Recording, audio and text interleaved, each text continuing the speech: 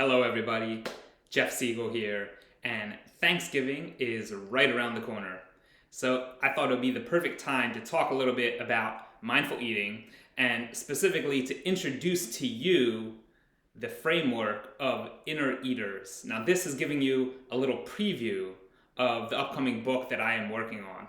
But my hope is that it's going to give you a tool that you can use not only during Thanksgiving, but during all of your meals to make more conscious choices about what you eat or what you don't eat. So that at the end of the meal, you feel wonderful instead of feeling regret. You feel energized instead of feeling lethargic. That you feel content and pleased with all the different things that you ate and how they impact your body, how they impact your mind, how they impact your heart, and how they impact all the people that you're with and the planet itself. So let me break it down for you, because we all know Thanksgiving, right, is a holiday centered around food, around eating. And so that can bring up all sorts of stuff. And so sometimes we get lost in certain aspects of the eating experience. And when we do that, we lose the ability to zoom out and to take this more holistic view. So let me show you how you can zoom out, find that holistic perspective from which you can make the most informed and conscious eating choices. Now, this first depends upon understanding the four primary inner eaters that you, me, all of us have. This is your instinctual eater, your picky eater, your social eater, and your goal-based eater. So when you're at your Thanksgiving meal, start by checking in with your instinctual eater. Now this is the one that's really the guardian of your body and your physiology, monitoring your hunger, monitoring your energy, monitoring your safety. And so this is your opportunity to sense into what are your energetic or metabolic needs right now, right? Are you in a caloric surplus or a caloric deficit? And you don't have to know this intellectually, but physically, can you feel where your energy is at? How prepared are you to eat, right? How ready is your digestive system to take and assimilate the incoming food? How settled do you feel in your body, right? And all of this is your body giving you information about your ability to process this incoming energy and nutrients in the form of food. So checking in with your instinctual eater is going to give you a sense of how hungry you are at the beginning of the meal. And then as you check in, as you eat, will give you a sense of when is the appropriate time to stop, to slow down, right? Staying attuned to those satiation signals that your body is giving you is one of the most important gifts of your instinctual eater. From there, we move on to your picky eater, which is also your pleasure eater. This is the part of you that loves delicious food, but has certain preferences.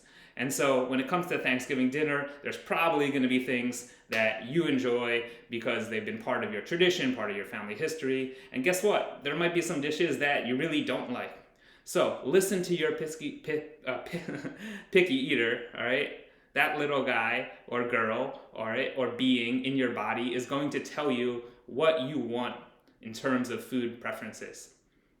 So pay attention to that, right? Notice the sights, the sounds, the smells of the food, all right? How they stimulate your appetite, but how they're bringing you a source of pleasure, enjoyment, right? Food is this incredible source of pleasure in our lives.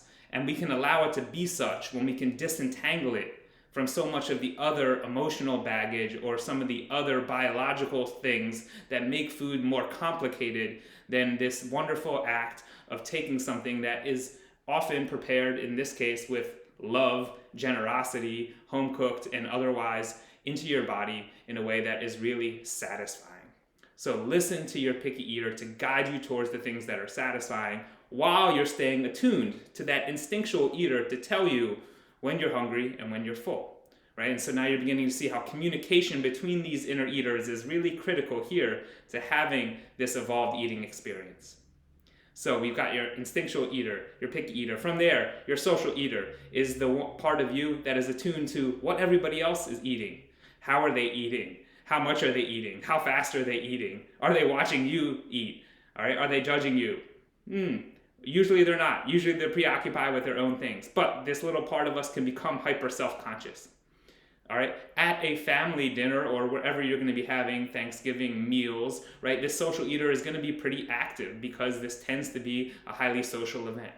Now again, there is a gift and a dark side with all of these eaters and with all of these aspects of eating. All right, paying attention to the ways in which the social connection can be a source of joy, of laughter, of enjoyment, right? Being with the people and using food as this glue, as the thing that is helping bringing you together, that you can celebrate just life. This is the important aspects of your social eater and what that little part of you has to contribute. Now, notice if your social eater is becoming hyper self-conscious, or if there's tension, because guess what? Thanksgiving time can be filled with a lot of family drama or other interpersonal dynamics. And so your social eater is going to be highly attuned to the different things going on, all right, that might be related to your relationship with one or more people at that meal. Right? And that can cause distress, that can cause anxiety. Your social eater is that part of you that is going to be picking up all this information and then dumping it into the food, either causing you to eat more, all right, because you're feeling a little bit uncertain, or causing you to eat less because of the ways in which this person is looking at you. And so you just want to be aware of this, and you want to try to always bring safety. One part of working with your inner eaters is bringing them to a place of safety so you can begin to listen to them so they can trust you and you can trust them in this more balanced and interactive way. All right, and then lastly, we move on to your goal-based eater. Now, this goal might be very much in the moment of just like, I just want to enjoy my Thanksgiving dinner, all right, without overeating. That's a great goal. Maybe you have a larger goal of, hey, I want to lose 15 pounds, or maybe you have a goal of like, I'm training for a marathon and I want to make sure that I'm well fueled for my practice, or maybe you have all sorts of goals around, I want to eat well that is going to help the environment and, all right, make sure that I can consume food in a sustainable way. So when you think about your goal-based eater, all right, this is going to be these higher level ideals and aspirations that you hold that are going to be filtered down into this eating experience.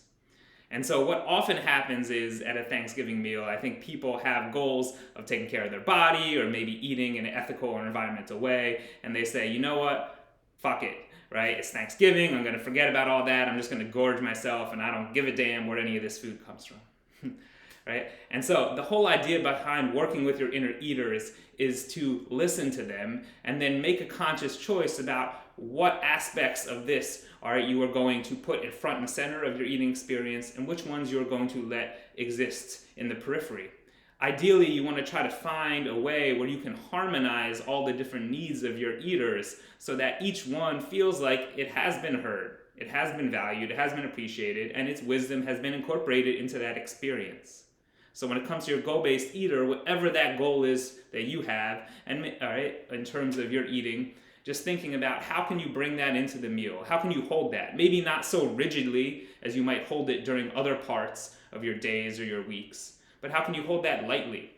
All right? How can you hold that in a way that whatever you do end up eating is not going to make your goal-based eater punch you and beat you up with this regret of saying, oh, you screwed it all up, this is not helping us achieve our goals, you're such an idiot, right? That leads towards self-criticism and judgment, and our goal-based eater can be a tremendous source of that self-criticism. So we want to try to avoid that by making sure we listen to the goal-based eater, but also recognizing that the goal-based eater is only one of these inner eaters, and each one has a voice that needs to be heard.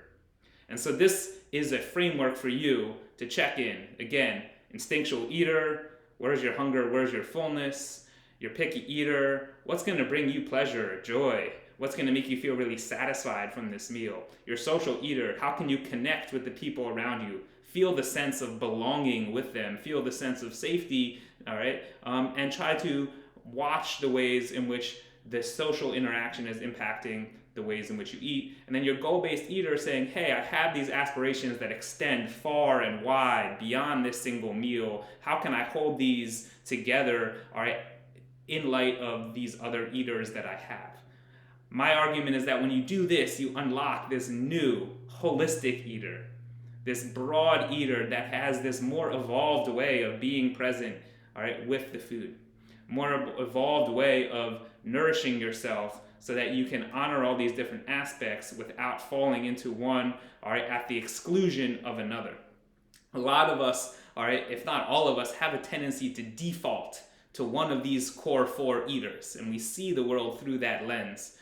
What I would like you to do is to think about the ways in which you can open up and incorporate all of them, because then you have a more comprehensive picture of what is actually going on for you in this meal. How are you actually eating, all right, to either help prioritize or deprioritize some of these aspects of your inner eaters. And ultimately, once you've given it some awareness, you now have more choice. So with awareness of your inner eaters comes choice in how you would ultimately like to eat and consume the meal, so that you can get nourished through all of these different dimensions without feeling like you are missing out, without feeling like you're fighting yourself, without feeling like you're going to end up regretting something that you did, because now you have had the conscious awareness around all the different impacts and the choices that are available to you. So I hope that this framework of inner eaters is helpful, especially right now, all right, as we're entering into Thanksgiving, entering into the holidays, entering into all sorts of times where food is front and center of the many different days and interactions that we're going to have. Think about this framework, apply it to yourself, check in with your different inner eaters, and until next time, Jeff Siegel here, breathe and smile.